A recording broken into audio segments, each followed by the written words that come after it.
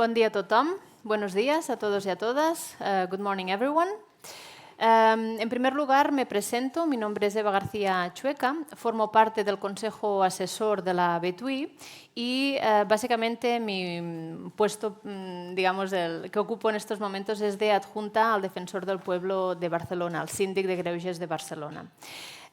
Continuamos la mañana de hoy con una sesión donde vamos a hablar de una idea que ha adquirido una importancia significativa a escala mundial, como es la ciudad de los 15 minutos. Esta es una propuesta que pretende contribuir de manera muy clara hacia el avance de las políticas del tiempo, unas políticas del tiempo más justas, más saludables, pero que también tiene la capacidad de tener un gran impacto en materia de sostenibilidad. Y para hablar de estas cuestiones, ciudad de los 15 minutos, políticas del tiempo y sostenibilidad, hemos estructurado la sesión en 3 bloques. Estaba prevista también unas breves palabras de bienvenida por parte de Laura Pérez. Laura Pérez es la teniente de alcalde de Derechos Sociales del Ayuntamiento de Barcelona, pero la excusamos porque ha tenido que ausentarse de manera imprevista, con lo cual no vamos a contar con su presencia. Y, por lo tanto, os explico brevemente de qué manera hemos estructurado esta sesión. Iniciaremos un primer bloque para hablar de la relación entre políticas del tiempo y sostenibilidad, y para ello contamos con las 2 invitadas que me acompañan ahora aquí en el escenario. Ellas son Yayo Herrero y Charo Morán. Forman parte de la cooperativa Garúa y nos hablarán en detalle de su última publicación conjunta. La tenéis disponible al final de la sala, es este libro, este dossier, titulado Tiempo para la vida, una reflexión contextualizada en la ciudad sostenible. Este dossier es el número 17 de una colección titulada Dossiers del Temps, Dossiers del Tiempo, que edita y coordina el Ayuntamiento de Barcelona. Después de su intervención vamos a tener un breve turno de palabras y a continuación nos acompañará Adrien Comenges, de la plataforma Mobiliscope. Mobiliscope es una herramienta de geovisualización que permite cuantificar los datos de movilidad de las personas en varias ciudades del mundo, en Francia, en Canadá, en varios países de la región latinoamericana. Y con Adrien vamos a entrar al análisis de la importancia de disponer de datos objetivos, datos cuantificables que permitan informar las políticas del tiempo. Esta será la segunda parte de la sesión y Adrien nos acompañará online. Y por último vamos a tener un último bloque, un tercer bloque, que nos servirá para conocer de cerca diferentes experiencias en varios municipios que han tratado de implementar políticas del tiempo relacionadas con la movilidad urbana. Y lo haremos con 3 invitadas internacionales, que de hecho algunas de ellas ya las hemos podido escuchar en la sesión anterior. Natalia Fidel, que es diputada de la Cámara Legislativa de la Ciudad Autónoma de Buenos Aires. Diana Parra, subsecretaria del Cuidado y Políticas de Igualdad de la Alcaldía Mayor de Bogotá, y Noemí Alfi, del Ayuntamiento de Bolzano. Y también se sumará una invitada local, Mariona Cunill, ingeniera del Área Metropolitana de Barcelona. Pues bien, esta es un poco la propuesta de estructura que hacemos y sin más dilación le paso ya la palabra a Yayo y a Charo para hablarnos de esta publicación que os invito a coger del final de la sala. Charo y Yayo, cuando queráis. Bueno, muy buenos días a todos y a todas. Lo primero que querríamos agradecer es muchísimo al Ayuntamiento de Barcelona por la invitación que nos hizo a participar en este dossier, que la verdad hemos disfrutado muchísimo haciendo y del cual nosotras también hemos aprendido un montón, ¿no? Lo que vamos a hacer va a ser presentaros muy someramente pues el marco analítico y teórico del que partía el trabajo y luego algunas de las líneas de cómo se ha distribuido. El dossier lo tenéis atrás, lo podéis coger todas aquellas que queráis y a partir de ahí, bueno, pues si se abren diálogos que puedan seguir en el tiempo será magnífico, ¿no? El punto de partida nuestro, a partir del trabajo también pues con Georgina y con Sonia, que es con quien más hemos venido trabajando en la elaboración del dossier, ha sido un punto de partida que estaba centrado en la idea de que existe y vivimos un momento de conflicto grave entre el capital y la vida, ¿no? Digamos que nuestras economías, nuestros modelos económicos basados en el crecimiento permanente de absolutamente todo, de la extracción, de la llamada producción, también de la generación de residuos, choca frontalmente con los límites biofísicos del planeta, pero choca también frontalmente con los tiempos limitados y con las vidas vulnerables y necesitadas de lo que somos como especie y como ser vivo y como seres humanos, ¿no? Existe un conflicto motivado fundamentalmente por unas dinámicas que se han venido dando, sobre todo en los últimos decenios, de forma intensa también los últimos 2 siglos, pero insisto, los últimos decenios, ¿no? En primer lugar, lo que hemos llamado la gran aceleración. Cuando alguien contrasta la extracción y el uso de la energía fósil con el extractivismo de minerales, con el aumento de los tiempos dedicados al empleo, con el número de kilómetros que deben de recorrer las personas para hacer su vida cotidiana, con la dificultad, digamos, para atender las necesidades cotidianas de la vida, lo que vemos es que existe una fuerte correlación entre todos esos procesos. Es decir, lo que hemos llamado mayoritariamente y de forma hegemónica progreso, se ha construido sobre el crecimiento muy grande de la población y de sus consumos, sobre el crecimiento de la extracción de materiales finitos, sobre el aumento del deterioro, digamos, de los ciclos naturales que permiten que la vida se sostenga y sobre una intensificación de los tiempos dedicados a sostener cotidiana y generacionalmente la vida, ¿no? Esa situación ha provocado y tiene un sesgo que hay que considerarlo interseccionalmente, pero tiene un fuerte sesgo de género. Digamos que tenemos sociedades en donde mayoritariamente mujeres viven hambrientas de tiempo, donde mayoritariamente mujeres tienen que atender las diferentes dimensiones de la vida, las que tienen que ver con el trabajo productivo, pero también con eso que hemos llamado el trabajo reproductivo, que es atender las condiciones físicas y no físicas que es preciso atender para que la vida humana simplemente se pueda dar, digamos, materialmente y se pueda dar de una forma, digamos, no precaria, ¿no? Las condiciones en las que se desarrolla el trabajo, lo que llamamos trabajo, que viene a ser mayoritariamente el empleo y muchas veces no entra dentro de la consideración de trabajo todas esas tareas que hay que hacer para sostener la existencia y no se pueden dejar de hacer, digamos que la forma en la que se desarrollan todas esas dinámicas de trabajo, sobre todo en muchas sociedades, en sociedades industrializadas, se hace cada vez más precaria, ¿no? Y esa desigualdad tiene también un importante sesgo territorial, es decir, cuando analizamos las relaciones norte global, sur global, lo que nos encontramos es que esta velocidad extractiva impacta de una forma muchísimo más brutal en países del sur global, en territorios que están siendo sistemáticamente utilizados como zonas de sacrificio al servicio, digamos, y en beneficio de otros sectores de población privilegiada que, protegida muchas veces por el poder económico, también por el poder político y no nos olvidemos también por el poder militar, sostiene estilos de vida absolutamente veloces en el despilfarro de bienes finitos y de tiempos finitos, mientras que cada vez más gente va quedando fuera, ¿no? Por tanto, podríamos analizar esa situación y esa diferencia desde la perspectiva de clase, desde la perspectiva de género, desde la procedencia. No es lo mismo para las personas migradas que para las que no lo son, no es igual para las personas más mayores que para las que no lo son, es decir, generando toda una especie de jerarquía interconectada de desigualdades y de violencias y dominios que es preciso abordar, ¿no? Decimos que la dimensión temporal de esta crisis es clave. Es decir, hemos analizado con mucha más frecuencia desde cuando trabajamos desde la sostenibilidad de la vida, la territorial, la que impacta en los territorios, pero la otra dimensión que explica la vida humana, que es la temporal, está presente en ese conflicto entre el capital y la vida, ¿no? Y de una forma intensa.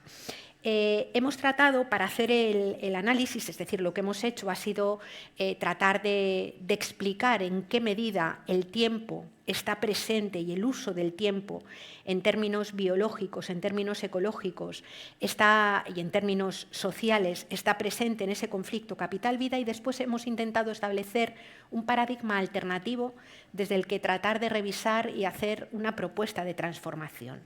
Y ese es el paradigma que hemos denominado de la sostenibilidad de la vida. Vamos, que no es que lo hayamos denominado nosotras y Elena, sino que es un paradigma que ya existe y que es deudor de las miradas de los feminismos comunitarios y decoloniales, es deudor de la economía feminista y es deudor de la ecología política, y de todo eso es de lo que hemos bebido, ¿no? ¿En qué consiste ese paradigma de la sostenibilidad de la vida? Pues básicamente en reconocer que la vida humana es radicalmente codependiente porque se inserta en una trama de la vida sin la cual no puede existir. Es esa trama de la vida de la que se obtiene energía, materiales, alimentos, agua, es decir, todo lo que hace falta para poder sostener la existencia. Y en el reconocimiento también de la interdependencia, es decir, el reconocimiento de que somos seres cuya vida transcurre encarnada en cuerpos que tienen necesidades, en cuerpos que tienen que ser atendidos, y en el reconocimiento de que una vida independiente, completamente autónoma, es una fantasía, ¿no? Digamos que, desde nuestro punto de vista, la esencia del sujeto patriarcal es alimentar esa especie de fantasía de la individualidad que hace creer que la vida de algunos seres humanos es básicamente independiente y autónoma. Esto solamente es posible porque en otros lugares invisibles, territorios, animales, plantas, microorganismos, ciclos naturales y una enorme cantidad de trabajo que no es denominado como tal y que es realizado mayoritariamente por mujeres muchas veces articuladas comunitariamente, es imprescindible para que esa vida se pueda sostener. Cuando nos reconocemos como seres ecodependientes y sujetos a los límites físicos de la Tierra y nos reconocemos como seres interdependientes, uno a uno, absolutamente inviables y, por tanto, necesitados de comunidad que atienda las necesidades de las personas, el asunto es que tenemos que reconocer que cada vida nacida no constituye en modo alguno una certeza, es una posibilidad.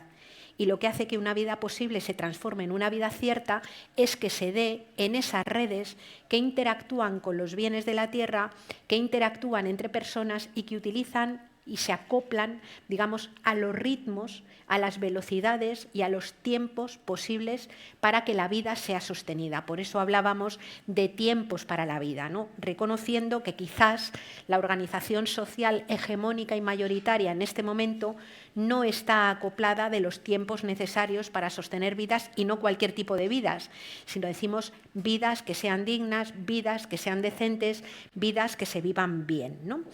El paradigma de la sostenibilidad de la vida, por tanto, lo único que hace es plantear que necesitamos políticas, culturas y economías, decimos, que pongan la vida en el centro. Y con poner la vida en el centro, como ya lo dice todo el mundo, conviene señalar que con poner la vida en el centro nos referimos a sociedades que sitúan la satisfacción de las necesidades para todas las personas desde la consciencia de que vivimos en un planeta, en este momento, translimitado, en un planeta en cambio climático, en un planeta con una buena parte de la energía y de los materiales parcialmente agotada, en un planeta que va a tener que aprender sí o sí, como dato, a vivir globalmente con menos recursos extraídos de la Tierra, y en donde, por tanto, la distribución y la asignación de los tiempos para sostener la vida se transforma en una cuestión de justicia clave. Porque de no abordar políticas de tiempo, lo que puede suceder es que mayoritariamente aquellas personas que históricamente han sostenido la vida se vean todavía más sobrecargadas a la hora de hacerlo. Y me estoy refiriendo fundamentalmente a las mujeres, ¿no? Como no es un trabajo de mujeres, como es un trabajo del que se tiene que corresponsabilizar toda la población y también todas las instituciones, como no lo vamos a hacer solamente las mujeres, es por eso que es necesario repensar también la política pública y la política cotidiana desde esta sostenibilidad de la vida. Bueno, pues ahora os ha planteado un poco el marco teórico en el que nos hemos movido para hacer la estructura de la guía y las propuestas que añadimos, os voy a comentar un poco cuáles son los ejes de trabajo que hemos tenido en cuenta, ¿no? Siempre desde esta mirada de la sostenibilidad de la vida que os contaba ya yo. Hemos dividido los ejes de trabajo en 3 bloques temáticos. Uno de ellos es el metabolismo urbano, es decir, todo lo que necesita una ciudad para que funcione. Entonces, las ciudades en la actualidad lo que se caracterizan en una demanda creciente de recursos que muchas veces tienen largas distancias, que tienen un paradigma global y además generan muchas más residuos y emisiones que cualquier otro contexto. Y eso, todo lo que suponga reducir esa parte material del funcionamiento de la ciudad, poniendo en el centro la sostenibilidad de la vida, va a significar que van a entrar más dentro de los márgenes de la sostenibilidad ecológica y la justicia social. El segundo bloque que hemos tenido es la estructura y la gobernanza de la ciudad. Las ciudades, el urbanismo de las ciudades, por ejemplo, o cómo se estructura una ciudad, cómo se estructura el transporte, tiene mucho que ver con los tiempos de la vida y bien lo sabemos, cuando vivimos en una gran ciudad invertimos grandes tiempos en desplazamientos, los cuidados se hacen complicadísimos cuando tienes una madre en la otra punta de la ciudad, los niños no sé cómo, la parte de ocio, la parte laboral, la parte, etcétera, ¿no? Y el último bloque que hemos contemplado es el que llamamos tiempo para la vida y nuevos imaginarios. La idea es que necesitamos de alguna manera transitar hacia nuevas formas de ver la realidad. En una situación en la que en la actualidad estamos en situación de translimitación, tenemos que repensar cómo hemos llegado hasta aquí, tenemos que partir de un diagnóstico, pero tenemos que generar entre todos y todas imaginarios posibles y deseables. Y ese es el bloque tercero que hemos puesto sobre la mesa. Entonces, simplemente, pues muy brevemente, para también dejar tiempo al resto y recuperar un poquito de tiempo, pues, por ejemplo, el tema del metabolismo urbano, ¿no? Hemos tenido en cuenta 4 aspectos. Hemos tenido en cuenta la dimensión temporal del binomio energía-clima, o sea, diríamos que son 2 caras de la misma moneda. El modelo energético tiene que ver con la crisis climática en la que estamos imbuidos, pero es que además tiene mucho que ver con el tiempo. Los combustibles fósiles estuvieron durante millones de años en las entrañas de la Tierra formándose y prácticamente en 300 años vamos a quemarlos todos, bueno, no todos porque algunos eran inaccesibles, ¿no? Pero los hemos difundido a la atmósfera. Y esto es un choque temporal de unas dimensiones enormes. Por tanto, sí que tenemos que transitar hacia un modelo energético basado en las energías renovables, pero en cualquier caso tenemos que hablar también de cómo reducir las demandas energéticas a escala global y a escala sobre todo de las ciudades, de tal manera que hay muchas poblaciones empobrecidas que sus tasas de consumo energético son bajísimos, incluso hay zonas del planeta en las que no tienen electrificación, ¿no? Entonces, tiene que ser este decrecimiento tiene que ser asimétrico, mirado desde la justicia social, ¿no? Pero también sabemos que muchas veces son las mujeres las que más tienen problemas en cuanto, por ejemplo, en los indicadores de pobreza energética, ¿no? Porque muchas veces sus ritmos diarios, sus formas de organizar lo cotidiano hacen, ¿no? que tengan empleos más precarios y eso también tiene que ver con todo esto, ¿no? Y por tanto también hablamos de soberanía energética, ¿no? Qué hacer y cómo también cuestionar el modelo energético vinculado a las renovables en cuanto a la parte mineral o material que tienen estas fuentes renovables, ¿no?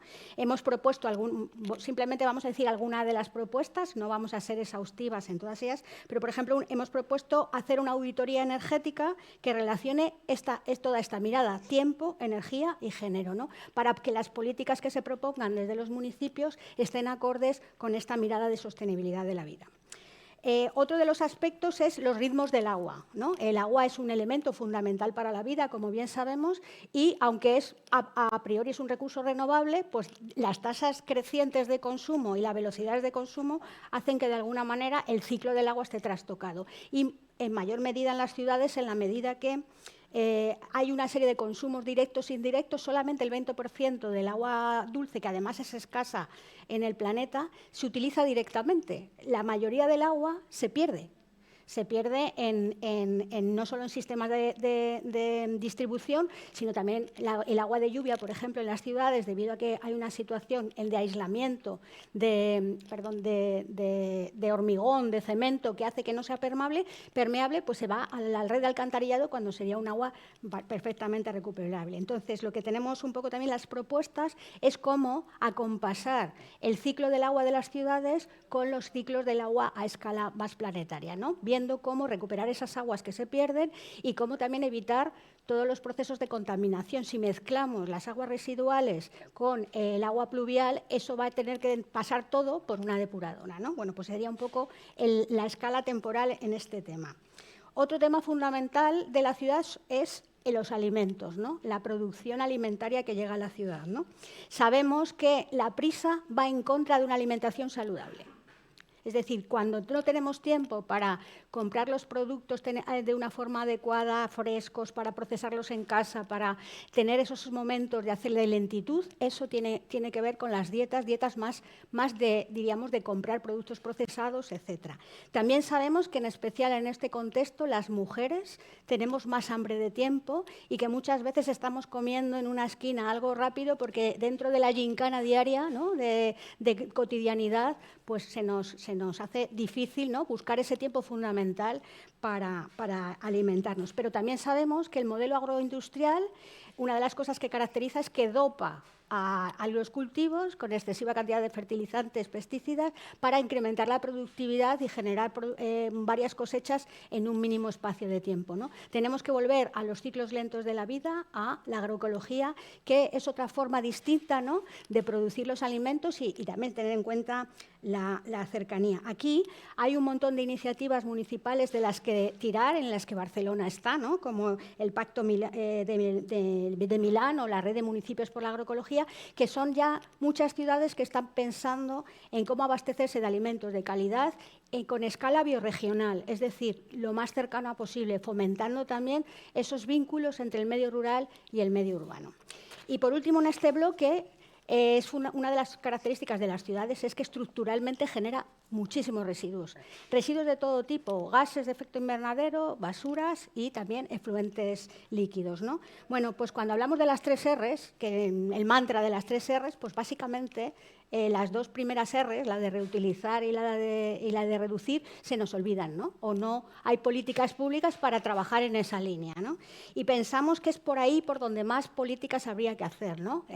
Básicamente, cuando preguntamos a la población ¿qué haces en favor del medio ambiente? Reciclar envases, ¿no? Y nos quedamos ahí, ¿no?, cuando deberíamos de tener en cuenta el tema de la producción de residuos desde una forma precautoria, ¿no? Y apostar por una economía verdaderamente circular, una economía que se acompase a los ritmos cíclicos y lentos de la naturaleza, ¿no? Bueno, pues esto hemos propuesto una serie de cosas, pero, por ejemplo, una de las ideas es que los puntos verdes de recuperación de basura sirvan verdaderamente para recuperar, para donar, porque básicamente lo que hacemos es separarlos ahí y muchas veces se pierden todos esos recursos, ¿no? Bueno, como una de las ideas. Y un plan de alargascencia, ¿no?, para tener en cuenta cómo alargar la vida útil de las cosas. En el segundo bloque, que es el que tiene que ver más con la cuestión de la estructura y la gobernanza, hemos partido también, al igual que en el conjunto del documento, de la necesidad en este momento de unir y hacer conjuntas las agendas de sostenibilidad ecológica, la agenda de justicia y la agenda de tiempo y la agenda de feminismo. ¿A qué me refiero? ¿Y qué hemos utilizado para ello? Pues hemos utilizado una propuesta que se empieza a utilizar cada vez más en ciudades y países, y en concreto la ciudad de Barcelona la ha adoptado, que es la propuesta de la economía de la rosquilla de Kay Raworth, ¿no? Es decir, hay un techo ecológico que no se debe superar, y dentro de ese techo ecológico un suelo mínimo de necesidades que es preciso atender para toda la población, ¿no? La idea es que entre ese suelo mínimo de necesidades y ese techo ecológico es donde podemos construir espacios temporalmente justos y temporalmente seguros para toda la población. En términos de estructura y gobernanza, nos hemos centrado en primer lugar en las cuestiones que tienen que ver con el urbanismo y la movilidad, que nos parece que son absolutamente claves. Es decir, en el marco de la ciudad, el replanteamiento de los diseños urbanos de los sistemas de transporte son absolutamente fundamentales. El transporte se lleva la parte del león del uso de combustibles fósiles y también una parte fundamental de las generaciones de la generación de gases de efecto invernadero, y por tanto todas las propuestas que hemos ido planteando van más orientadas a la cercanía, a la diversidad también, de la consideración de la diversidad de personas que habitan la ciudad y por tanto de las diferentes maneras de moverse y habitarla, propuestas que tienen que ver también con el comercio local, sobre todo favorecer el comercio de cercanía y de proximidad, básicamente porque es muy importante fabricar cercanía, es decir, una clave básica que tiene que ver con el uso del tiempo y también con el uso de recursos es básicamente promover la cercanía, ¿no? Y bueno, pues en tiempos en donde el consumo inmediato, la compra inmediata a partir de grandes plataformas que traen los productos de muy lejos, con además un trabajo absolutamente precario, nos parece que es crucial, ¿no?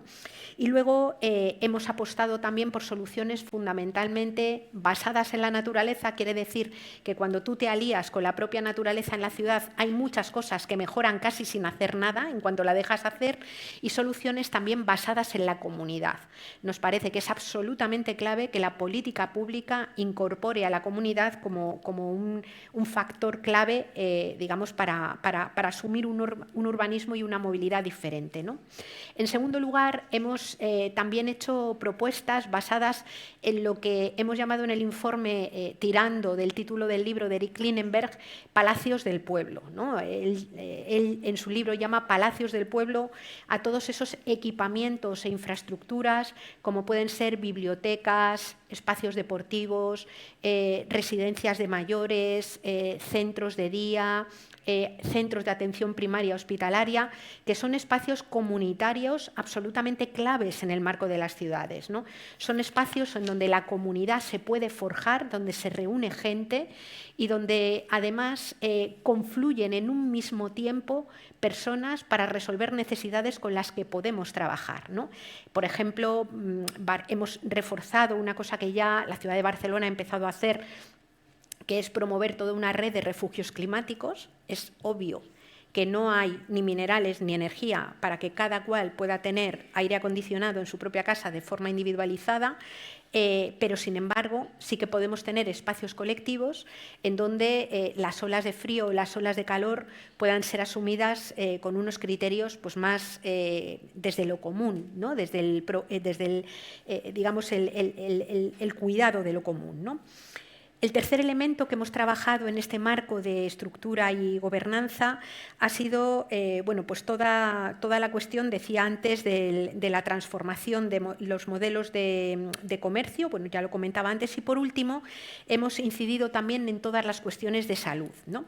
De salud ambiental, entender que la salud de los ecosistemas va de la mano con la salud pública y con la salud de cada una de las personas. Es decir, el reloj biológico, junto con el reloj social y el reloj, digamos, ecológico de ecosistemas, es algo que va totalmente de la mano y que, por tanto, hay que actuar en las tres dimensiones, ¿no? Hemos incorporado muy tímidamente algunos elementos, porque para nosotras ha sido un descubrimiento, algunos elementos que tienen que ver con la cronodisrupción. Ayer Diego nos pudo plantear en su intervención algunas líneas de trabajo que a mí me parecieron que abren caminos para repensar y que además cuando lo piensas desde la perspectiva que él planteó, intuyes rápidamente los hilos de conexión también con ese otro abordaje, digamos, de los tiempos para la vida, ¿no? Y desde ahí es desde donde hemos ido articulando pues, propuestas en este eje. Bueno, pues ya acabamos con el tercer bloque, que hemos titulado Tiempo para la vida y nuevos imaginarios. Y el bloque este trata un poco de ver cómo cambiar las gafas con las que vemos la realidad, cómo volver otra vez a repensar muchas de las cosas que nos han traído hasta aquí. Algunas de las cosas que hemos aprendido serán válidas y las tendremos que recuperar, pero algunas otras quizás no son válidas para el contexto al que vamos, ¿no? Y entonces hemos pensado que en general pues la población pues sí que tiene información, aunque dispersa e inconexa muchas veces, ¿no?, de la situación de translimitación en la que estamos. Pero a veces no se aborda desde las emociones o desde los imaginarios. Y creemos que eso es un ámbito muy importante para trabajar en la sostenibilidad, con el concepto y la idea, ¿no?, del marco conceptual de la sostenibilidad de la vida. Hemos propuesto tres ejes de trabajo dentro de esta idea. Uno es a trabajar nuevas narrativas y producciones culturales, es decir, vamos a trascender del marco cultural distópico que nos llega muchas veces de que parece que el fin del mundo es lo único posible, y vamos a trabajar dentro del marco más de las ecotopías entendidas como un proceso de un recorrido para una hoja de ruta hacia donde queremos ir, y en ese lado nos vienen un montón de ideas y de propuestas que vienen desde las narrativas, otras narrativas distintas y mucho más empoderadoras, que tengan en cuenta, por ejemplo, lo que también ya yo comentaba de la economía feminista, la economía los ecofeminismos y un montón de disciplinas para trabajar conjuntamente con estas nuevas narrativas, ¿no? Y hablábamos, pues, propuestas como, por ejemplo, museos locales de exploración de estos imaginarios o generar espacios creativos, ¿no?, para trabajar los cómics, las startups, no sé, todas las herramientas que tenemos con estos nuevos imaginarios y además transmitir la idea de futuros deseables y posibles, ¿no?, que dentro del marco de una buena vida, ¿no?, y unos tiempos para la vida. Luego, el segundo tema que teníamos era acompasar los tiempos de la ciudad con los tiempos cíclicos de la naturaleza. Todos estos procesos que se están llevando a cabo ya en muchas ciudades, ¿no?, de ralentización de las ciudades, pero también de renaturalización de las ciudades, en las que hay muchos espacios de intervención, desde los propios alcorques de la ciudad, de donde están los árboles, hasta los tejados, los balcones, las paredes, pero no solo esos espacios, sino también determinados descampados que hay en todos sitios, volver a trabajarlos desde el punto de vista de la biodiversidad. Espacios, además, que tienen una doble cometido. Primero, cultivar biofilia, es decir, hacernos volver otra vez a la idea de que somos parte de la naturaleza y que dependemos de ella, y que sean estructuras estables con las funciones sistémicas estables, pero también son espacios de cuidados, espacios de socialización, espacios en los que nos sentimos mucho más a gusto, ¿no?, y en las que también combatir patologías de esta sociedad de la prisa. Entonces, hay un montón de iniciativas. Se están llevando a cabo, por ejemplo, muchas iniciativas de renaturalización de ríos, ¿no?, como los ríos pasan muchas veces por las ciudades ocultos casi, ¿no?, en plan gris y sin que los disfrutemos, ¿no?, pues cuando muchas veces dejamos de agredir a los ríos o agredir a las costas o agredir a los bosques urbanos, vuelve la vida, ¿no?, y ver un poco cómo trabajar esa idea. Y por último, pues también queríamos trabajar el tema de los aprendizajes necesarios para un futuro resiliente, ¿no?, para un futuro que tenga en cuenta todos estos aspectos, ¿no? Y bueno, pues trabajamos desde la idea de la competencia ecosocial, ¿no?, y no solamente esta competencia ecosocial tiene que estar circunscrita al sistema educativo formal, sino a toda la ciudadanía, ¿no? Y los espacios en los que las personas nos podemos reunir, ¿no? En Barcelona, por ejemplo, cuenta con el Plan de Barrios o con la red de centros cívicos. Estos espacios son espacios de construcción colectiva, de también conocimiento ecosocial, ¿no? Esta idea de la competencia ecosocial, aparte del saber qué, ¿no?, qué saberes son necesarios de aprendizajes necesarios que tenemos que poner en el centro, también hay que saber hacer, es decir, hay que poner en marcha iniciativas, experiencias, alternativas colectivas que nos sirvan para poder imaginar otras formas de estar en el mundo, y también una forma de ver la realidad que tenga que ver con el saber ser, un planteamiento más actitudinal y ético ante la vida, ¿no? En la medida que interiorizamos esta competencia ecosocial o interiorizamos todos estos aspectos en clave de ganancia, ¿no?, de que merecen la pena y que además nos van a proporcionar unas mejores vidas, también serán mucho más significativos y muchos más estables en nosotras, y huiremos un poco de todas estas, a veces caer en estas ecofatigas, ¿no?, que muchas veces caemos todos y todas, ¿no?, las personas que nos creemos estas cosas, porque de alguna manera las trabajamos en colectivo y hacemos que esto merezca la pena, ¿no?, que el propio camino merece la pena, ¿no?, independientemente de al final si hemos conseguido todos los objetivos o no. Simplemente decir que Barcelona creo que en este sentido también está a la vanguardia de muchas cosas, que en los comedores toda la competencia ecosocial, diríamos más de contenidos o de educación formal, también se nutre del qué hacer desde el municipalismo, proponiendo los comedores escolares ecológicos y sostenibles. Lo que comentaba Yayo de los refugios climáticos, ¿no?, dentro de los centros escolares, como sitios además en los que todo el barrio se puede reunir. O todo el tema de los bicibuses escolares, como los espacios, la revuelta escolar que surge aquí, ¿no?, en Cataluña, de reivindicar espacios seguros de los niños y las niñas de cara a los colegios, ¿no? O, bueno, pues todo lo que tiene que ver también con una rehabilitación bioclimática, ¿no?, que supone dos cosas. Primero, que nos tenemos que adaptar al cambio climático, el cambio climático ya está aquí, además de pensar en cómo descarbonizar un poco todas nuestras vidas y cómo mitigar los efectos del cambio climático, ¿no? Bueno, pues este sería el último bloque y, bueno, pues simplemente para cerrar, ¿no?, nos ha parecido que es muy sugerente este tema, ¿no?, el tema del empoderamiento del tiempo, y que es muy potente para trabajarlo con alegría, ¿no?, y con esperanza activa. Muchas gracias.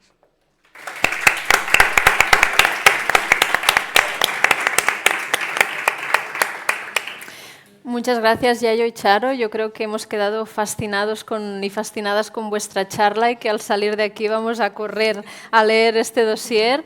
Felicidades, por lo tanto, por vuestro trabajo y también felicidades al Ayuntamiento por estar detrás de este tipo de iniciativas y por estar, como decías, ¿no?, a la vanguardia de estos cambios.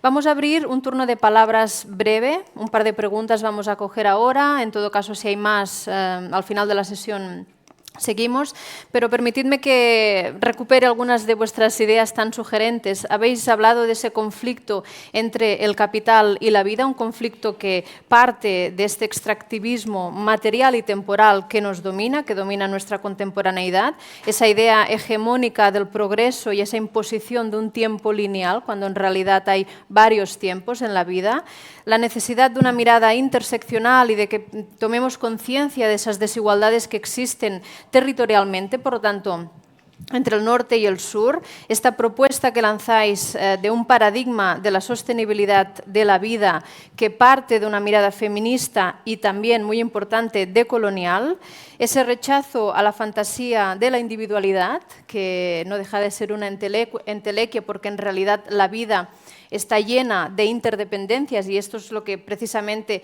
hace posible esa transición o ese tránsito, mejor dicho, entre la vida posible y la vida cierta. Las políticas del tiempo, precisamente como ese vector clave de la justicia social, la necesidad de avanzar hacia una mayor soberanía energética y esa propuesta o esa idea del metabolismo urbano y que, por lo tanto, tomemos conciencia de estas interdependencias que existen en el ámbito urbano a la hora de diseñar nuestras políticas. Y una idea muy importante con la que quiero finalizar es la necesidad de dejar de lado, ¿no?, este futuro distópico que domina nuestras conciencias y nuestros imaginarios para pensar, ¿no?, en un futuro ecotópico que, por lo tanto, nos dé esperanza y que nos permita tener esta alegría, ¿no?, a la cual ahora hacías referencia. Un par de preguntas para Yayo y para Charo por parte de las personas que estáis en el público, también de las personas que nos acompañáis online. ¿Quién desea intervenir?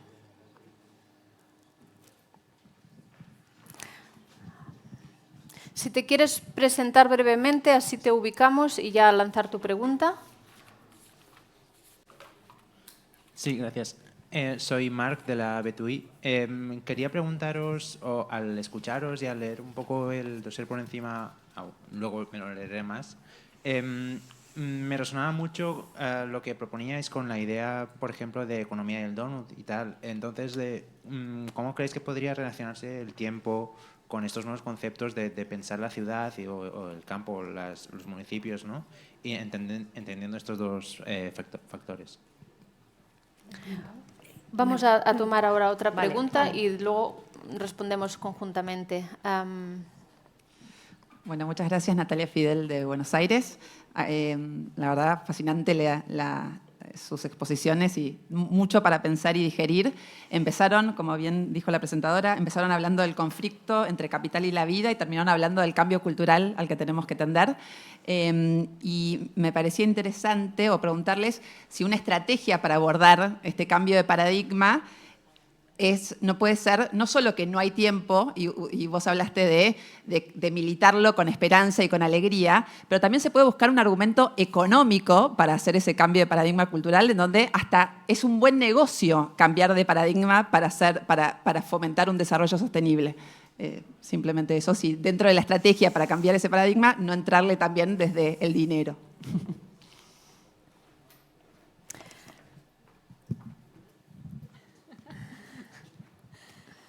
Diana Parra, desde Bogotá. Hay un punto que ustedes tocan que a mí me parece muy interesante, es el alimentar las ciudades, ¿no? Y lo mencionaba hace un instante, el tema de los residuos. En las ciudades latinoamericanas, muy, digamos específicamente Bogotá, tenemos todo el tema, por ejemplo, de la población recicladora, pero también los residuos en Bogotá principalmente, digamos, pasan en muchas ciudades del país también. No hay una política de buen uso de los residuos, sino que terminan precisamente en los rellenos que no necesariamente son muy ambientales. Ahí, digamos, me surge mucho la duda y haciendo el cruce de género, ambiente y, por supuesto, tiempo, nosotros venimos pensándonos, por ejemplo, cómo trabajar con la población recicladora, sobre todo con las mujeres recicladoras que efectivamente tienen que hacer reciclaje, pero por el otro lado todos los temas de trabajo de cuidado no remunerado. Y digamos, no hemos logrado entender todavía cómo, o tener un marco conceptual claro que nos permitiera hacer reflexiones mucho más profundas. Porque cuando uno toca temas de ambiente, ya hemos logrado con el ecofeminismo hacer esa intersección, pero no es claro todavía la intersección, digamos, con la gestión de residuos. O sea, siendo además un tema muy económico hoy en día, muy masculinizado, en donde la reflexión todavía no cabe. Entonces, no sé si ustedes tienen... O sea, simplemente para decirles que me ayuden a desenvolver un poco todo este como problema, porque no es tan claro todavía, al menos, digamos, desde lo que nosotros venimos trabajando, no es muy claro cómo lograr hacer esa intersección entre residuos, temas ambientales, por ejemplo, tiempo y género, porque no se logra, digamos, más allá de lo que pase, por ejemplo, con la vida de una mujer recicladora. Bueno, no sé si... Marcha, pues. No, vale. No, creo que ya yo lo he comentado un poquito, ¿no? Lo de la economía de la rosquilla o la economía del donut. Hay varias ciudades mundiales que se están abriendo a explorar este modelo económico y básicamente, si no lo habéis visto en ningún momento, es como intentar que las políticas económicas y de los municipios en este caso, pero de cualquier organismo, estén entre lo que queda entre el techo ecológico que no deberíamos de translimitar, es decir, todo aquello que coincide con que si lo translimitamos la calidad de vida se ve perturbada, ¿no? Todo esto que estamos hablando, ¿no? El cambio climático, la pérdida de biodiversidad, la escasez de recursos, y que está basado en el informe de la Universidad de Estocolmo de los 9 límites planetarios, no sé si conocéis, ¿no? Que bueno, lo podéis buscar, que ponen en solfa 9 límites que no se deberían de sobrepasar, ¿no? En la introducción del informe está la referencia y básicamente hemos translimitado ya 6 de ellos. Y además están interconectados, no solo el cambio climático, la pérdida de biodiversidad, que se conocen más, sino también los ciclos biogeoquímicos del planeta, el del nitrógeno y el fósforo, el agua dulce accesible para las plantas y el último era todo el cóctel químico del que estamos rodeados, incluidos los plásticos, ¿no? Como que ya estamos en una situación de translimitación, ¿no? Y es el techo ecológico que plantea la economía del donut, pero también un suelo social de vida digna, que está basado, nosotros lo queremos argumentar de mayor medida, en el marco de las necesidades humanas. Es decir, no sé si conocéis la referencia también de Max Neff, el economista chileno, que habla de necesidades humanas mucho más que de indicadores vinculados con tasas de consumo, ¿no? Como qué necesitamos para una buena vida según los contextos ecológicos y sociales en los que nos tenemos que desarrollar, ¿no? Teniendo en cuenta esos límites ecológicos. Yo, a ver, añadir un poco en la línea de lo que tú señalabas, qué relación tiene el donut con la cuestión del tiempo. Claro, es que toda esa translimitación en el techo ambiental que dibuja Kay Ridworth es un problema de tiempo. Es un problema de velocidad en la extracción, de velocidad en la generación de residuos, de velocidad. Es esa gran aceleración de la que hablaba yo en el principio de la introducción. Es decir, la crisis ecológica fundamentalmente es un encontronazo temporal entre los ritmos de los ciclos naturales, que son cíclicos y lentos en términos humanos, ¿no? Y los tiempos con los que la economía globalizada, mundializada y capitalista, esto es importante decirlo porque no es la única forma de economía que hay en el mundo. En el mundo hay otras muchas economías campesinas, la de los pueblos originarios, la propia economía doméstica también dentro de nuestros lugares que tiene otros paradigmas totalmente distintos, ¿no? Entonces, desde nuestro punto de vista, el donut de Ridworth encaja fenomenal para poder abordar políticas de tiempo. Porque básicamente lo que tienes es un conflicto temporal en el techo ambiental y unas necesidades que también requieren tiempo para ser... entonces, nos parece que puede ser un muy buen paradigma y nos parece además que la virtualidad que tiene el planteamiento de la economía del donut es que pedagógicamente es muy potente. Es decir, hasta ahora las agendas ecológicas han ido completamente divorciadas de las agendas sociales, iban cada una por su lado. Y en este momento, como suelen decir algunos por ahí, más que nunca es necesario abordar a la vez cómo va a llegar la gente a fin de mes y cómo vamos a detener, digamos, el fin del mundo, en el mismo marco, ¿no? En el mismo proyecto. Entonces, bueno, me parece que por eso nos parecía por eso que es muy potente, ¿no? En cuanto a lo que decía Natalia, a ver, yo a lo mejor es un poco polémico lo que planteo, ¿no? Pero el enfoque de la sostenibilidad de la vida fundamentalmente es un enfoque que lo que plantea es la necesidad de priorizar necesidades, cómo se sostienen necesidades. En este momento tenemos unos modelos económicos que no todo ello, hay redes de economía social y solidaria que yo creo que hay que potenciar al máximo posible, pero la economía grande, el paradigma de las grandes empresas, es un paradigma económico que se ha desentendido de las responsabilidades. Es decir, para una gran empresa, mayoritariamente, el objetivo central es ganar dinero y en realidad lo que suceda sobre las necesidades de las personas, incluso a veces de sus propias trabajadoras, pues les importa bastante poco, ¿no? Entonces, creo que podemos avanzar planteando cómo todas estas cuestiones que tienen que ver con la política de tiempo y la sostenibilidad de la vida pueden ser muy compatibles con modelos económicos, por ejemplo, los de la economía social y solidaria, que están centrados en la satisfacción de las necesidades, pero me temo que vamos a tener que entender que este tipo de planteamientos choca frontalmente con una forma de entender la economía que es la causante de los problemas que atravesamos, ¿no? Entonces, desde mi punto de vista, a veces conjugar el discurso de no, pero aquí va a ganar todo el mundo, en el fondo es engañar un poco, porque el que todo el mundo pueda ganar implica impepinablemente en este momento poner límites a algunos excesos, a muchos excesos, digamos, en las tasas de ganancia del capital o en la acumulación o en el extractivismo, que de no ser detenidos lo que significa es que las posibilidades de vida buena para una parte muy significativa de la población del planeta sea una quimera, ¿no? Entonces, bueno, por ahí un poco lo veo, ¿no? También apuntar que muchas veces las soluciones, las falsas soluciones que vienen desde esas iniciativas que vinculan, ¿no?, las grandes empresas que van a tener también tasas de beneficio, son soluciones de capitalismo verde.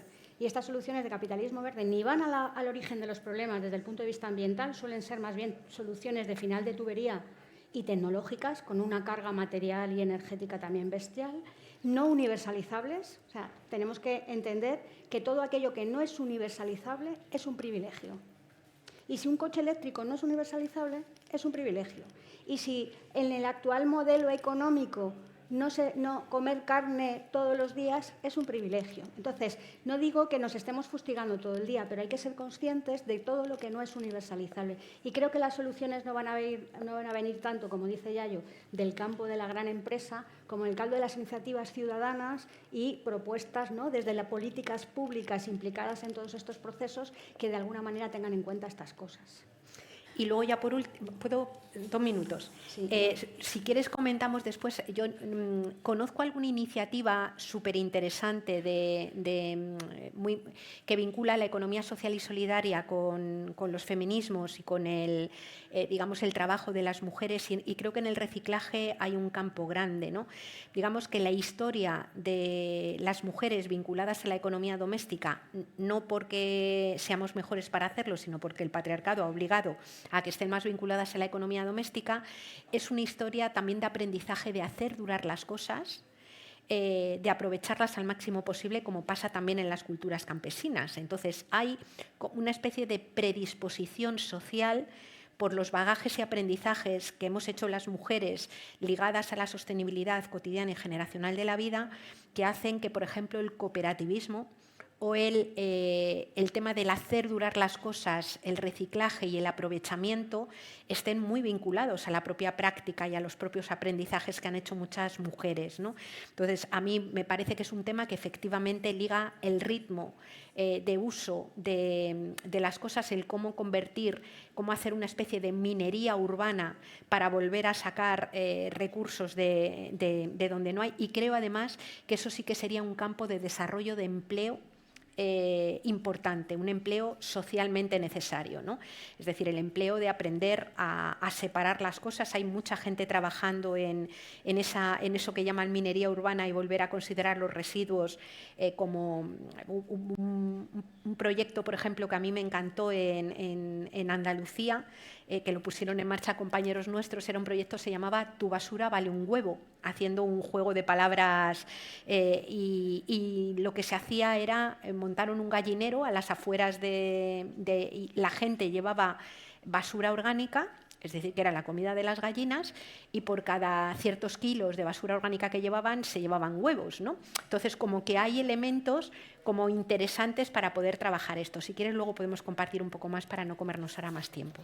Muy bien, Yayo, Charo, muchísimas gracias. Un aplauso para ellas.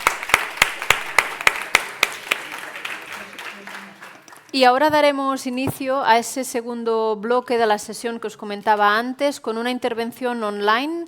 A nivel técnico, no sé si está todo listo, pero invitaría a las personas que están en el equipo técnico de poner en pantalla a nuestro próximo ponente. Él es Adrián Comenges, no sé muy bien cómo lo pronuncias, Adrián, pero en cualquier caso, bienvenido, disculpa la demora y la palabra es tuya, cuando quieras. Hola, bon dia. Moltes gràcies per invitar-me. Faré una presentació d'una aplicació que es diu el Mobiliscope.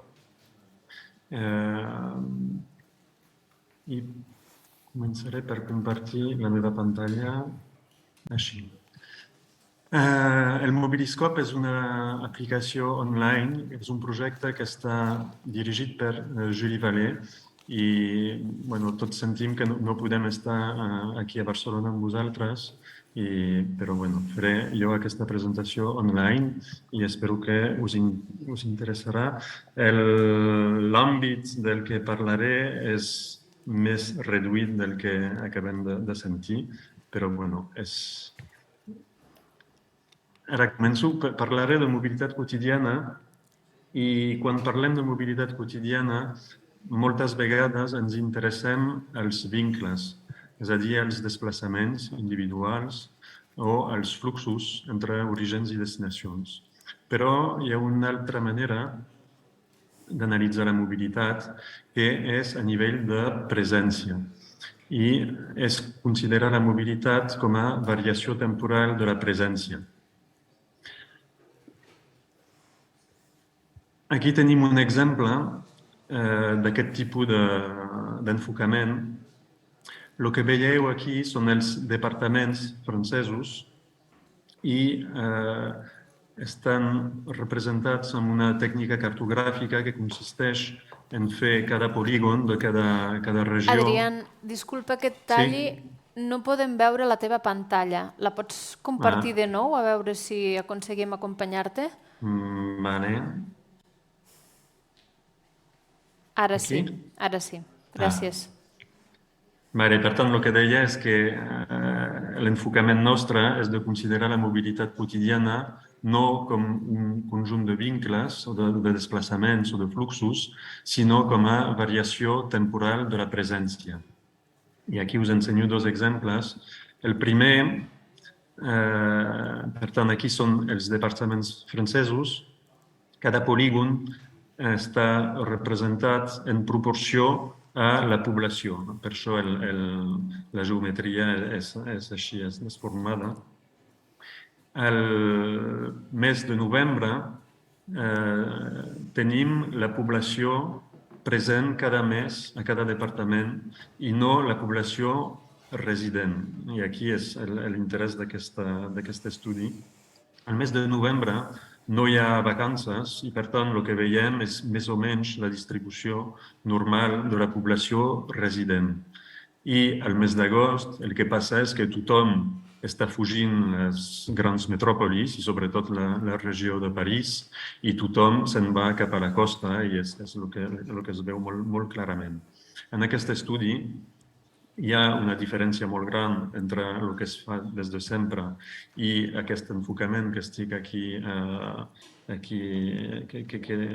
del que estic parlant, que és que parlem de població efectivament present i no de població resident que coneixeríem pel cens de població.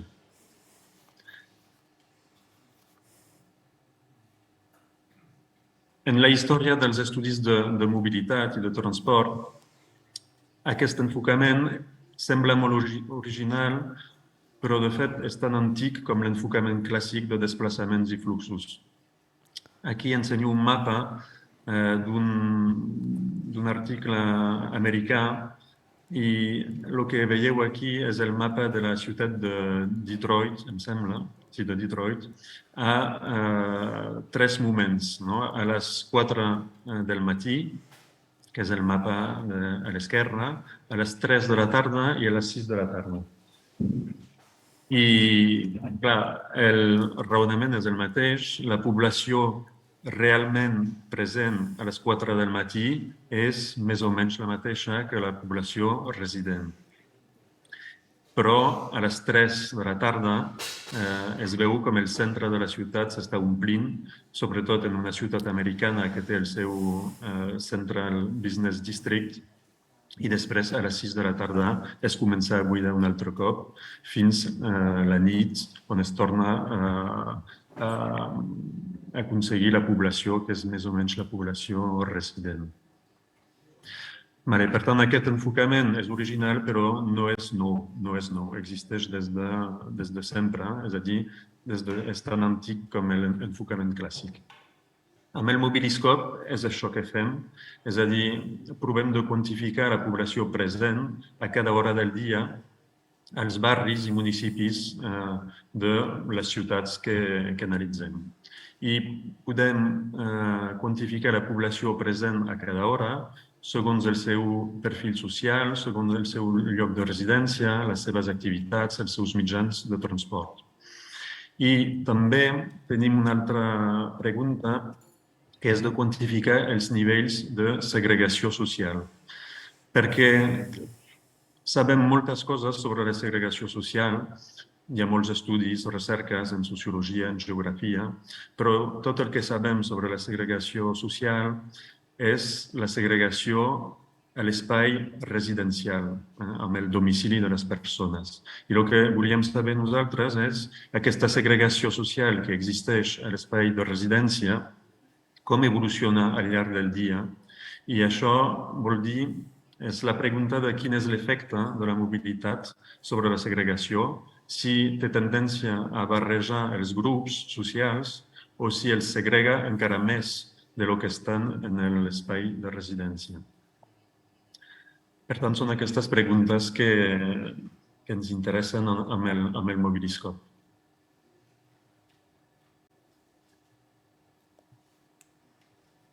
Aquí tenim uns exemples de qüestions, de preguntes científiques que podem respondre sobre segregació, comparar els nivells de segregació social entre les diferents hores del dia en una mateixa ciutat o comparar les ciutats entre altres.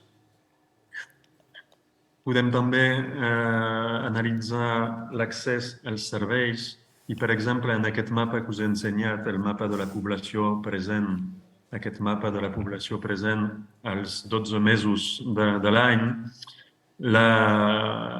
el primer organisme que va estar interessat en aquest estudi, en aquests mapes, va ser el Ministeri de Salut, perquè aquests mapes són de l'any 2006-2007 i en aquesta època el Ministeri de Salut volia saber a on havien de preveure les vacunes per la grip que hi havia en aquesta època, una grip aviària del 2006, i pel qual França va comprar uns 60 milions de vacunes. I clar, les vacunes s'han de posar on la gent realment està i no on la gent està resident. No? Per tant, la població present als mesos de l'any o a les hores del dia també és un tema molt important pel tema de l'accés als serveis.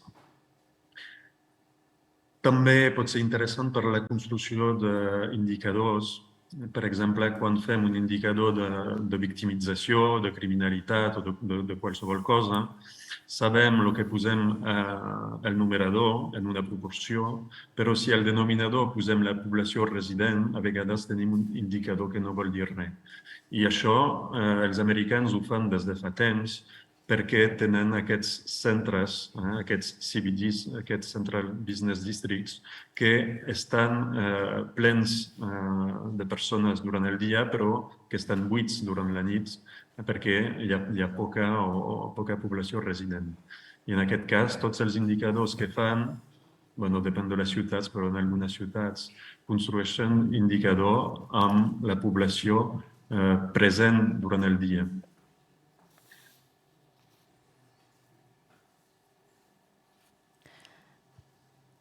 Adrián. Sí. Anem una mica malament de temps i em comenten que caldria escurçar una miqueta la teva intervenció, si és possible. Gràcies. Tot això ho fem amb les enquestes de mobilitat quotidiana, que són enquestes que ens permeten saber on va la gent, amb quin mitjà de transport i a quina hora. I amb tot això estudiem no pas els desplaçaments, sinó les coses que es fan entre desplaçaments, és a dir, les activitats i les presències. Ara us ensenyo molt ràpidament la interfície del Mobiliscope. Tenim una versió en castellà, aquí es poden escollir les ciutats, tenim una vintena de ciutats franceses, també a Canadà i a Sud-amèrica, també tenim Bogotà, i ara us ensenyo ràpidament un exemple sobre París, que és la primera ciutat que vam implementar. Aquí tenim la línia temporal, es pot escollir des de les 4 del matí fins a les 4 de la tarda. Aquí es poden escollir perfil social, per exemple, l'edat, el sexe o el nivell educatiu o els ingressos. I aquí podem veure la variació temporal del nombre de persones i de la composició social, de la composició demogràfica a cada barri de la ciutat. I aquí a la dreta tenim uns indicadors i aquí us ensenyo aquest indicador que és la resposta a aquesta pregunta sobre la segregació. Aquí tenim un indicador que diu que la població segregada a l'espai residencial té tendència a ser menys alta durant el dia que durant la nit, cosa que vol dir que la mobilitat quotidiana té tendència a barrejar i no pas a segregar més els grups socials. Bueno, no diré més, però aquí hi ha molts indicadors, moltes variables de categories de perfil social i una trentena de ciutats a 3 continents. Aquí a la presentació podreu veure tota la documentació. Tot això és sota llicència lliure, per tant es pot accedir al codi, es pot reproduir i també tenim en l'última diapositiva totes les referències científiques i els articles que hem publicat sobre aquest tema. Gràcies. Moltes gràcies, Adrián.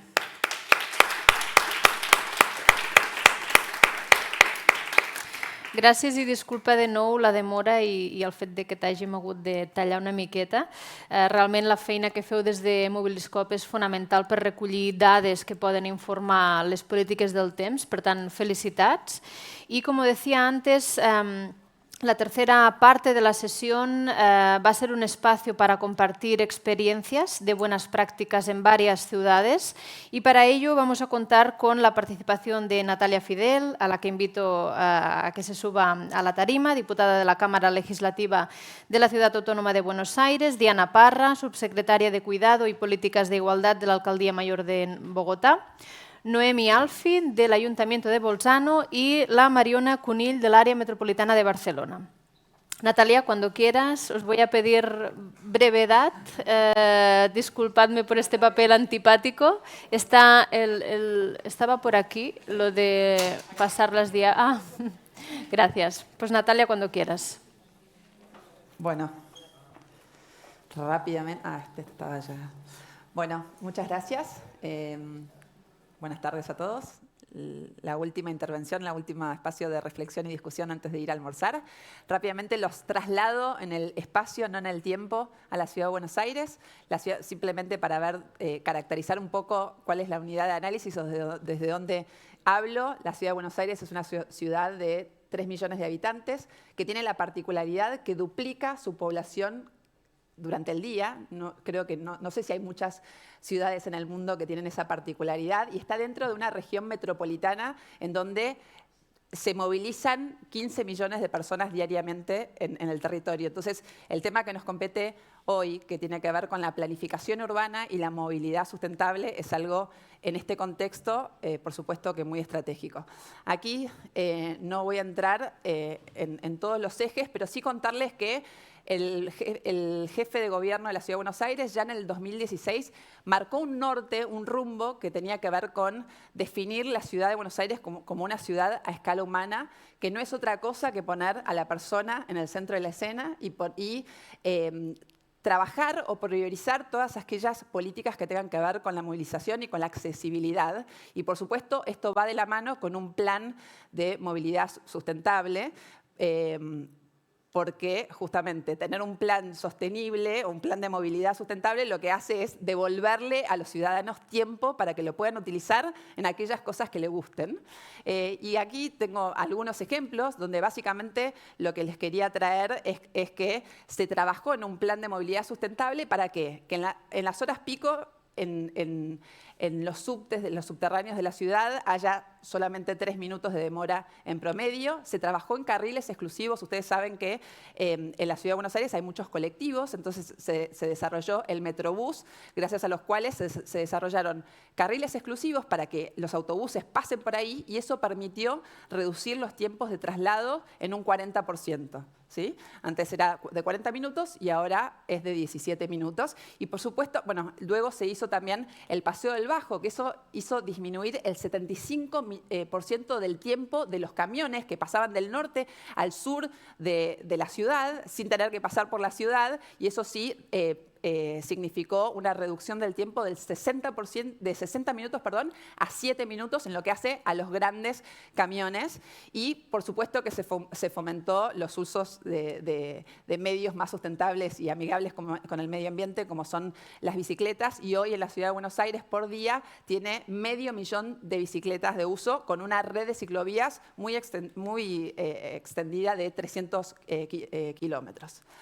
Pero a la vez de una ciudad de los 15 minutos, a la vez de tener un plan de movilidad sustentable, también tiene que tener un plan de centralidades barriales o de descentralización de los servicios públicos, porque los ciudadanos no solo tienen que movilizarse rápidamente, sino que también tienen que tener la posibilidad de acceder a los servicios públicos y realizar trámites muy cerca de sus casas. Y así es como tanto los centros de salud de la Ciudad de Buenos Aires como las escuelas, donde por supuesto hubo mucho trabajo para aumentar las vacantes en el sur de la ciudad, donde había faltantes, se trabajó en eso, en que los trámites puedan desarrollarse dentro de las 15 comunas, donde haya oferta de salud y educación en los distintos barrios de la ciudad. Y lo último es un mapa del cuidado que fue un resultado de la encuesta del uso del tiempo, donde allí se pone toda la oferta que hay de los cuidados, tanto para la primera infancia, para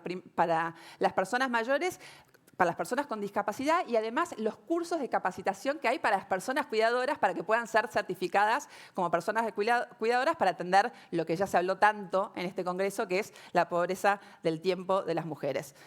Aquí decir que también hubo una evolución, luego de esa planificación de la ciudad a escala humana o la ciudad cercana, la ciudad de los 15 minutos, en donde entre el 2022 y 2023 los propios planes de gobiernos estos 5 ejes tienen que ver con los 5 ejes de desarrollo sostenible de los objetivos de desarrollo sostenible, pero los propios planes de gobierno están definidos en función de tiempo y esto lo traigo a colación donde no voy a mencionar cada uno, pero desde los días que hay, los 192 días de clases, hasta poder tener red de bienestar integral a 15 minutos de tu hogar, hace a el cambio cultural en donde los propios ciudadanos se empoderan y pueden empezar también a ejercer su derecho al tiempo y a tener estos servicios de calidad cerca de sus hogares. 1 minuto más, 2 minutos más, dos filminas más. Esto simplemente lo traje a colación. Este es un proyecto que se desarrolló junto al Programa de Desarrollo de Naciones Unidas, donde lo que quiero mostrar es que no nos quedamos con la foto del 2016 de la encuesta del uso del tiempo, que después en el almuerzo voy a poder desarrollar un poco más, contarles los resultados porque tuvimos muy poco tiempo, sino que también en la película generamos proyectos innovadores como este, que es dentro de un barrio vulnerable de la Ciudad de Buenos Aires, como es el barrio de Rodrigo Bueno. Lo que se hizo es bastante parecido a Mobilscope, se hizo un social mapping de las trayectorias de las mujeres. Ahí vimos, por ejemplo, que el 91% de los traslados tenían alguna cuestión de caminata dentro del barrio, que el 50% de los traslados tenían que ver con la organización del cuidado, y se generó 3 instancias. Social mapping de hacia dónde iban esas mujeres, con los miles de trayectos, ¿no? Porque si uno ve el trayecto del hombre va a trabajar y vuelve, el de la mujer tiene como muchas idas y vueltas y con muchas paradas intermedias. Y luego se puso una instancia de encuesta donde esa mujer no solo se le seguía el trayecto, sino que además se le preguntaba cuál fue tu experiencia al hacer este traslado, qué ibas a hacer y luego se hicieron talleres participativos para generar intervenciones específicas en lo que hace a mejorar ese traslado. Por ejemplo, se cambiaron las paradas de los colectivos y también la seguridad de las mujeres, porque ellas expresaban en qué lugares habían sentido inseguridad y, por supuesto, una política en contra del acoso callejero de las mujeres. Para terminar, esto lo puse al principio, pero un poco, si quieren, mi rol aquí como diputada de la Ciudad de Buenos Aires es también dar un mensaje de esperanza, no tan sostenible, pero que es políticamente valioso dar esta argumentación sobre la dimensión política del tiempo, porque si hay algo, por ejemplo, cuando yo les conté que en el año 2020 sancionamos la encuesta del uso del tiempo por ley, eso se votó por unanimidad. Y muchos de los proyectos que ustedes ven ahí, yo soy autora de la ley de encuesta del uso del tiempo, y de muchos de esos proyectos se votaron por unanimidad, porque no hay grieta a la hora de trabajar en lo que algo que me parece que estamos todos de acuerdo, que es cómo fomentamos la corresponsabilidad en las tareas del cuidado, y eso con el régimen cambiar el régimen de licencias familiares y licencias de adopción lo hemos logrado. Y lo interesante con este último punto es que es políticamente beneficioso si ustedes quieren promover estas políticas de tiempo en sus legislaturas o en sus ciudades, y lo más importante es pensarlo como un ecosistema, no solo como una política aislada que listo, me quedo con la estadística del tiempo y nada más, sino también pensar cómo esto se retroalimenta otras políticas que tienen que ver con los sistemas de indicadores de género, el mapa de cuidados y, bueno, por supuesto, todas las nuevas dimensiones de salud, sostenibilidad que nos están abriendo ustedes aquí en este foro. Así que muchas gracias. Muchas gracias, Natalia. Gracias. Pues vamos a dar un salto, vamos a ir al otro lado del océano para escuchar la experiencia del área metropolitana de Barcelona de la mano de Mariona Cunill. Moltes gràcies. Bueno, ara això sortirà sol o què? El equipo técnico tiene preparado el cambio de... Vale. Molt bé. Bé, doncs res, com que tinc 5 minuts, us he vingut a explicar 5 coses, d'acord? Intentaré anar el més ràpid possible i no atabalar-vos molt. Aquesta és una prèvia, val? No compta de les 5. Jo, com us he dit, doncs, vinc en representació de l'àrea metropolitana de Barcelona, concretament de l'àrea de mobilitat, transport i sostenibilitat, i aquest és un mapa de l'àrea de la metròpolis de Barcelona. Tenim 636 quilòmetres quadrats i uns 3,2 milions d'habitants. I com veieu en aquesta imatge, doncs, és un territori molt divers. Tenim des de ciutats molt compactes a àrees urbanes més disperses. També tenim àrees verdes, boscos i zones agrícoles. Per tant, la mobilitat en aquestes diferents poblacions, que no ho he dit però són 36 municipis incloent la ciutat de Barcelona, doncs té realitats molt diferents. Llavors, primera dada. Quan parlem de la ciutat dels 15 minuts i la traslladem al territori metropolità, ens posem al cap que en lloc de 15 minuts parlem d'uns 45 minuts. Tot i així, analitzant les dades de l'última enquesta de l'EMF, de l'enquesta de mobilitat en dia feiner del 2019, prèvia pandèmia, ens sortia que la mitjana dels desplaçaments que es duen a terme dins de l'àrea metropolitana tenen una durada de 22 minuts. Sí que és veritat que aquí, com veieu en aquestes barres, tenim gent que surt a passejar i que està uns 32 minuts de mitjana, o els desplaçaments per feina i estudis, que seria més la mobilitat obligada, d'uns 26-28 minuts. Però, clar, això és una mitjana, evidentment. Si ens posem a les poblacions més extremes en distància de la ciutat de Barcelona, doncs probablement aquests temps serien més alts. Una altra dada, quan vam comparar aquestes dades que us deia abans amb les de l'enquesta EMF del 2020, en plena pandèmia, on tot es va tancar, doncs el que veiem, aquestes barres, si veieu, la part més fosca és 2020, la part més clara 2019. Veiem un retrocés en el temps de viatge de tots els tipus de desplaçaments. La tercera dada que us volia dir és que també sabem que el 83% dels viatges que tenen origen o destí de Barcelona tenen una distància de màxim 10 quilòmetres. Per tant, això també explica que els temps no siguin excessivament grans. Quarta idea, el concepte de la ciutat dels 15 minuts es basa en aquests valors, i aquests valors són els que no podem mai perdre de vista per aconseguir que la metròpolis també sigui una metròpolis de proximitat. Per tant, l'hem de posar la persona al centre i, per tant, fomentar els valors aquests vermells, l'ecologia, la proximitat, la solidaritat i la participació. I això, com ja ens han dit les nostres companyes d'abans, passa sí o sí per treballar els aspectes de mobilitat i diversitat d'usos del sòl i el disseny dels barris. És fonamental per poder garantir que la gent no hagi de fer llargs viatges per desplaçar-se per les seves necessitats bàsiques. I cinquena i última idea, què fa l'AMB per posar en pràctica això?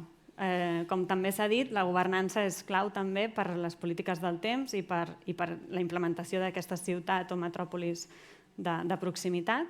I l'AMB, una de les coses que ha fet, i quan dic l'AMB em refereixo també a l'àrea de mobilitat, transport i sostenibilitat, és l'aprovació del Pla Metropolità de Mobilitat Urbana. Aquí el que fa és cosir tots els plans de mobilitat urbana dels 36 municipis i fer propostes, que n'hi ha 100, propostes molt concretes de com fer que aquesta mobilitat tingui un caire metropolità i no ens fixem només en la mobilitat urbana de cada municipi. I això amb quin objectiu? Amb el de millorar la qualitat de vida de les persones de la metròpolis. És el principal objectiu. I aquest objectiu l'impulsem a través d'aquestes 100 mesures que es basen en aquests 4 pilars: la salut, la sostenibilitat, l'eficiència i l'equitat.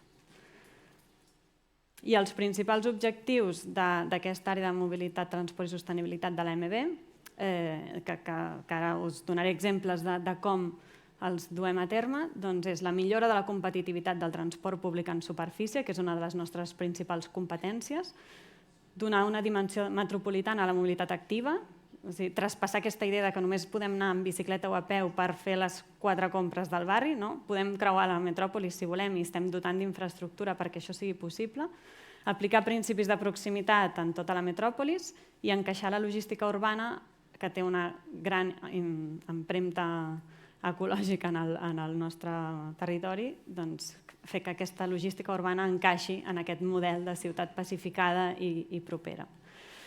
I aquí, molt ràpid, en el primer punt de transport públic, per exemple, hem enfortit la xarxa de prioritat del pas dels autobusos, igual com ens explicaven en el cas de Buenos Aires.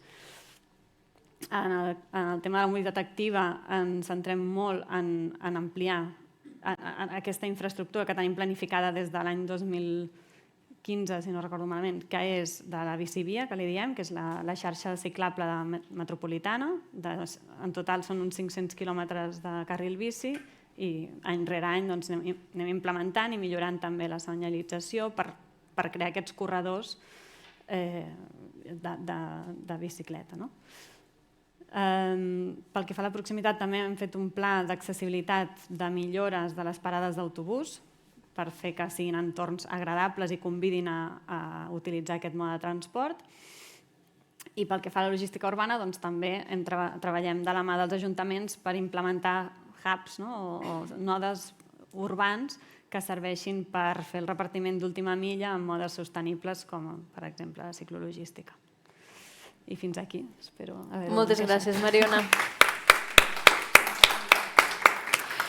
Pues bien, regresamos a América Latina para escuchar cómo desde Bogotá se está implementando este cambio con Diana Parra. Vamos a ver si aparece el nuevo PowerPoint. Si hay magia en la pantalla.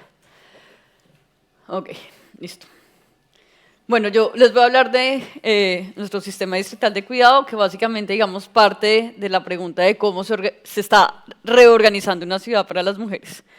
Lo primero es contarles que Bogotá tiene 1.775 kilómetros cuadrados de área. No habrán tanto los ojos, eso es grande, pero no es tanto y ya les voy a contar por qué.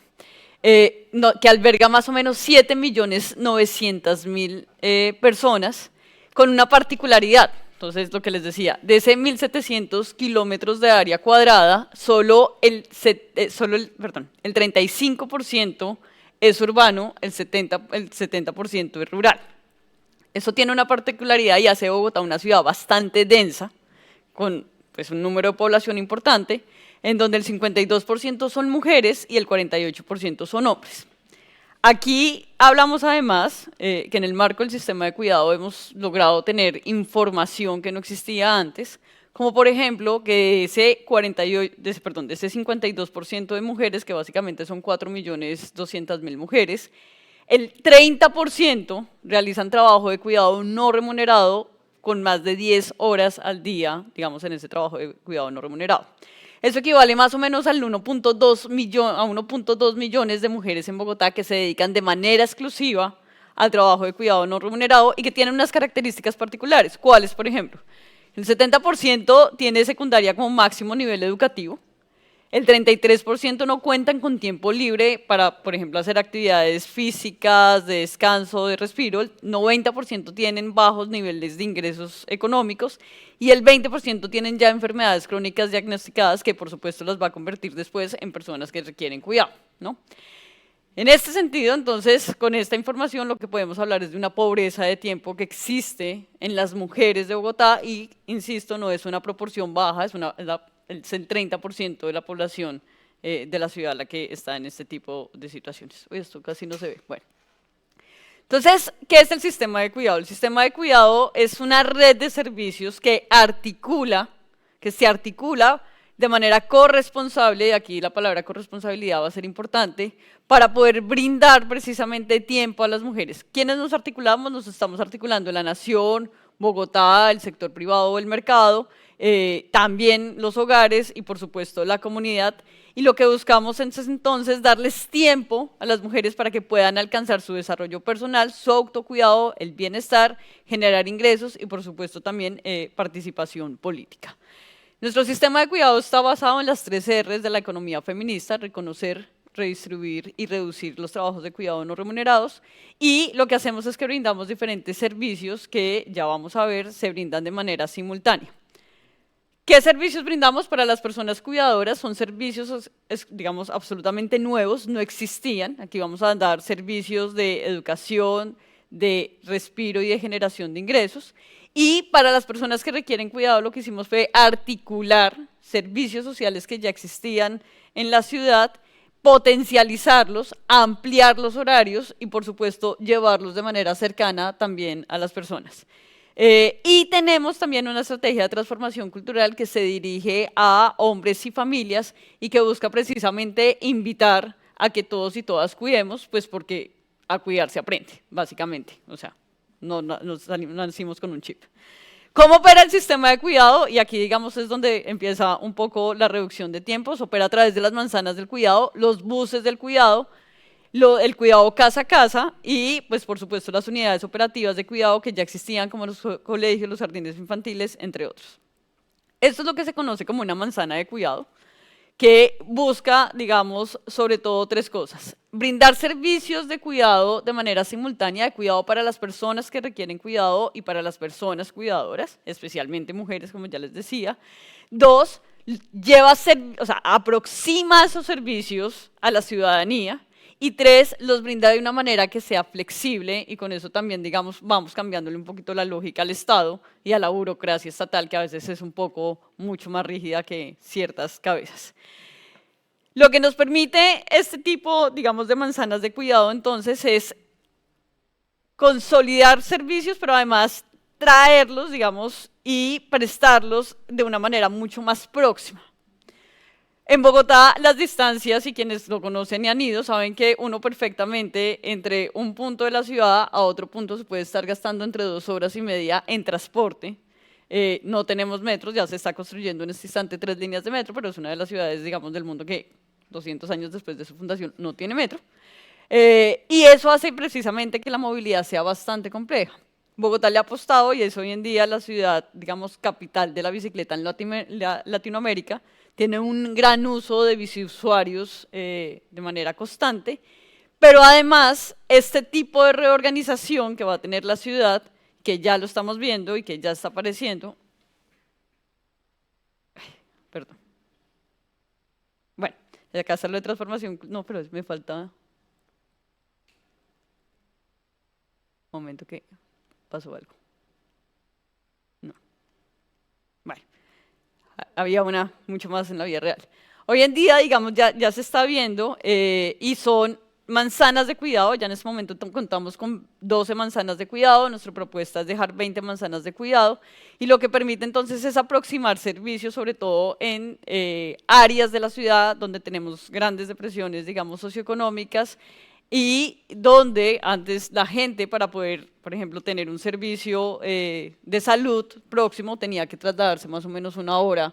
Entonces era el niño dejarlo en el jardín, de ahí trasladarse 1 hora, volver después, y esto efectivamente, digamos, iba generando bastante uso de tiempo.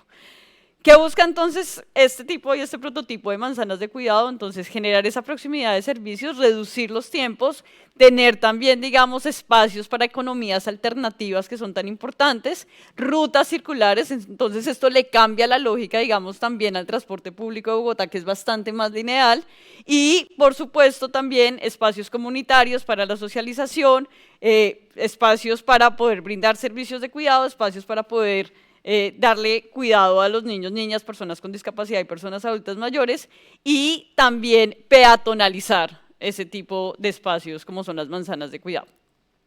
Lo otro con lo que contamos, que les decía, no sé qué pasó, bueno, lo otro que les contamos son los buses del cuidado. ¿Por qué son importantes los buses del cuidado? Porque Bogotá, al ser tan grande, no, digamos, y al tener tanta ruralidad, no funciona solamente un modelo operativo como las manzanas del cuidado, sino que tenemos que llevar los servicios a la ruralidad también.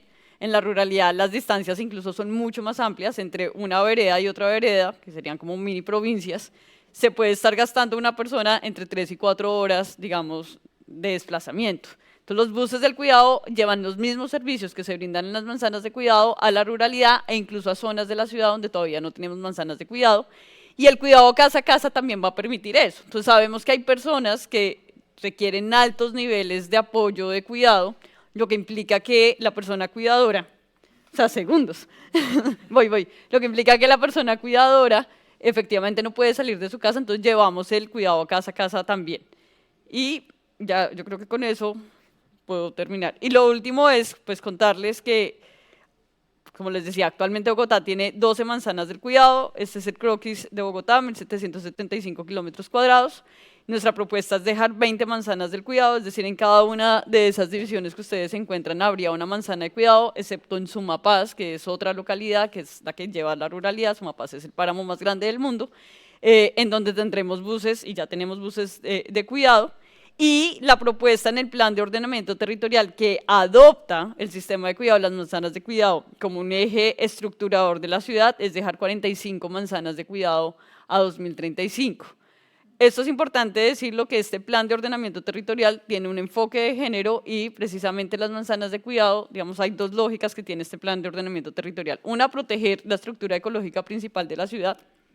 Ustedes saben, Bogotá está a 2.600 metros, con un páramo gigante, digamos, que produce el agua que se consume en Bogotá y en los municipios aledaños. Eso lo hace, digamos, una ciudad bastante afortunada, porque el agua baja. Si Bogotá tuviera que extraer el agua y subirla a 2.600 metros, pues el costo de vida en Bogotá sería inviable, solamente, digamos, con el consumo de agua.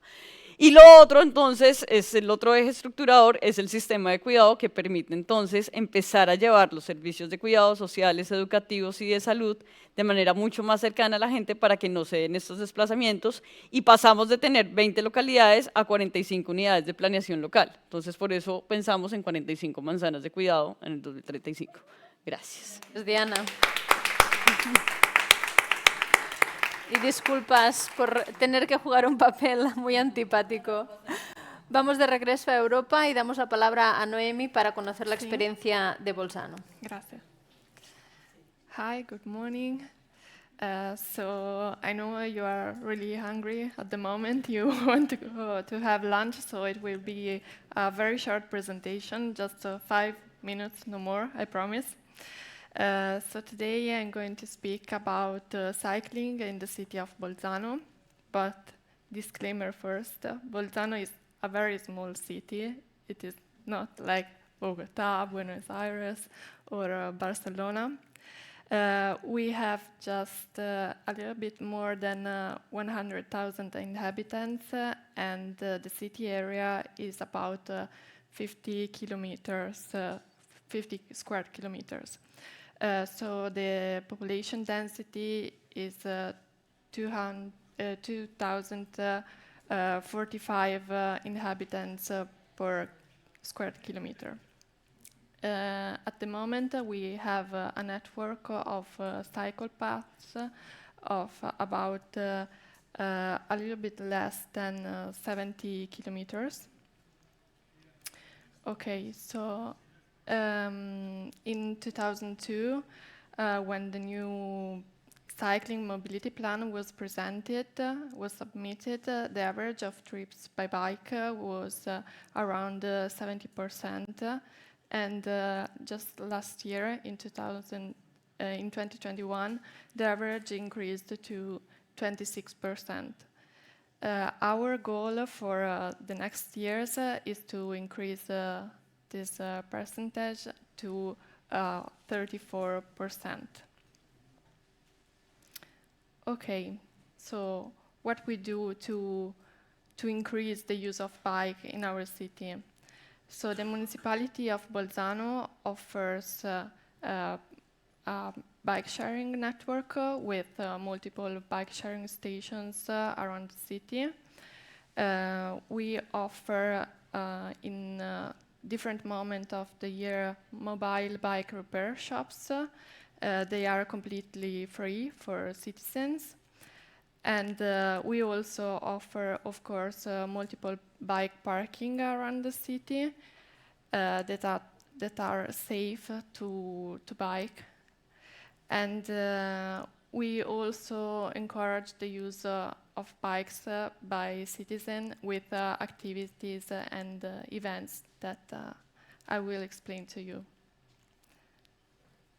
Okay, so we will focus about psychopaths and how they are linked to school. So as you can see here, we have in green and blue the network of the psychopaths, and the light blue circles are the school areas of the city. Not working? Okay. So to promote and to increase the use of bikes among kids, we have this event each year that is called Kids on Bikes. So children of elementary schools are invited to join this event with their own bikes. And they have to complete this route, and they receive a bike license at the end of the day. So this is a good opportunity for them to be sure that they are safe around the city when they use their bikes. And so this is the first steps for them to be introduced to this opportunity. Okay, then we organize each year another event that is called Bolzano by Bike. It is a day on which cars are not allowed to circulate, but only bicycles. So a lot of family join this event to participate together. And there is also a lottery at the end of the day where they can win a bike. So it's also this one an event to promote the use of bikes again. Okay, so let's go back to students. In particular, we have to focus on high schools. So in 2018, we had this survey among high school students, and we asked them how they would rate the network of psychopaths in our city. So the overall rate was really good, actually, but we wanted to be sure that they could go safely to school. So we went on C2, and we made some changes. So after 2018 and between 2019-2020, we changed some streets for them. This is one example. So here we have this picture of a dangerous road junction for bicycles. As you can see, we have multiple streets for cars, and okay, I will be really short. And yeah, so we did some changes. So this way it was more safe for them to go to school. This is just one example of what we did during the past years. Okay, so as we always like to say, small changes can lead to great results. So with a really, really small change, as you can see, we increased the use of bikes among high school students. So it was a great goal for us. Okay, so in the same survey, we also asked what do you think of the cycling infrastructure? And as I said before, the overall assessment was really positive, but we did these changes to better the current situation, and the 12% of students said they only cycle to school, so it was great data for us. And if you think only about the students that live in the city of Bolzano and not in the surrounding area, the percentage rose to 23%. Bikes are mostly used when the schools are near the city center. Unfortunately, we have a really good network,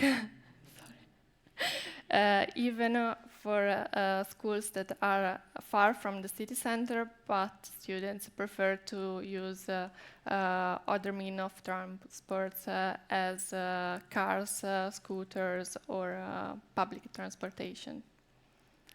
Okay, that was all. Thank you very much.